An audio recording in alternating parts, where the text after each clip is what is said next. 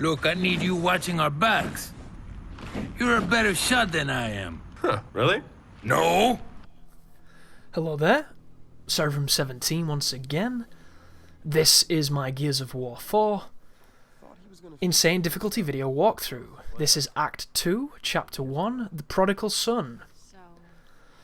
So, if you didn't realise at this point, or if you're new to the Gears franchise, we are playing as Marcus Phoenix's son. Or Phoenix, as I say, because I hate the fact that they want that to say Phoenix. Because I've never liked it, never will. I'm weird, I'm sorry. But it's just how I feel. But we play as JD, and we're coming home. So there's actually a surprisingly large amount of emotion here for me when this new character is introduced. And I say new character, Marcus is not new, but this is a new Marcus. It's a different Marcus. But at the same time, you've got a lot of history with this character if you've played these games, and throughout the story there's some really interesting moments that I really appreciated, and I was surprised at just how much it felt. But I was also surprised at just how much they managed to elicit contempt of the new characters because of how they treat Marcus in certain instances. And I kind of went through the entire game in certain parts thinking, like, do these fucking kids have any idea what this guy's gone through or what this guy did? And I understand that there's the whole, father-son relationship. You don't respect your father regardless. It's one of those, universal things that happens. You go through a tumultuous relationship because, you're his son. But JD's buddies must know the name Marcus, because the dude helped win the fucking war. Like, this guy is a legend. He's been through it all. He's done things that you just don't do. So when it comes to these dire situations, you would think that there'd be a little bit more respect, and there isn't, and it was winding me the fuck up. And I that might be, just good writing, but I don't think this game really stands out as having good writing. It's got some decent nostalgia moments, but for the most, it's your average Gears of War thing. There's a lot of bro moments, there's a lot of weird humour.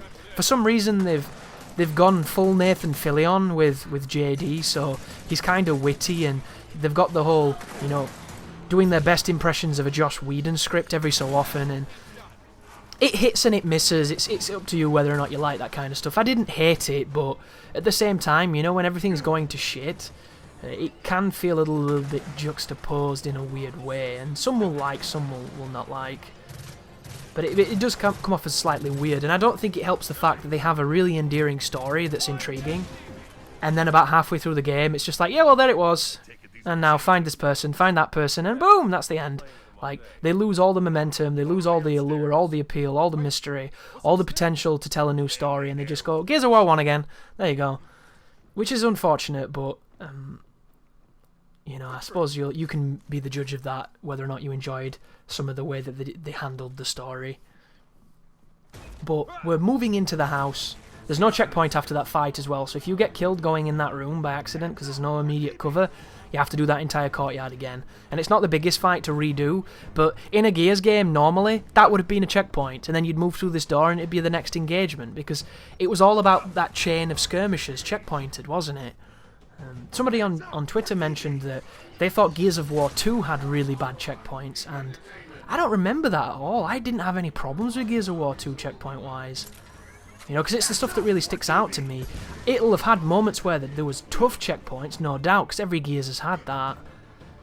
But I just don't remember 2 having bad checkpoints. I remember them being fine. I remember it having a few tough sections. Like, I remember there's a certain section where you're in the hive and you're going on a monorail towards the centre before you get to the Scourge fight. And you've got to shoot, is it the Reavers or Nemesis or something? And you die so fast on that moment, and I had an absolute nightmare there. I couldn't do it. I kept getting instantly butchered. And none of my friends had a problem. They all got through it with ease. And I was there for about 2.5 hours getting wrecked. I'm like, how did nobody fucking struggle here but me? Like, one of those really unique moments where you have a tough time, and I'll remember that till I die, because I thought that sucked dick. But aside from that, like, what stood out on Gears 2 to me? Like, none of it. I didn't have any trouble with that game. I don't know if it's because I was too deep, or maybe I've just misremembering. but I remember the places where I have trouble on Gears 1 because they're always the same. Remember the top of the train on Act 5 being a fucking nightmare with the 2 turrets and the goddamn Reavers and the torque balls and the instant death you get there. That was a nightmare. Rams are always a nightmare. The turret, the minecart section with the lambent wretches dropping in, that's a nightmare sometimes if you get unfortunate, and it can be very... That's a tough sequence on co-op, that. Just because... 2 of you relying on a lot of RNG where they fall and how they blow up, and if you get a bad reload and you're dead. The Lambents don't fuck about.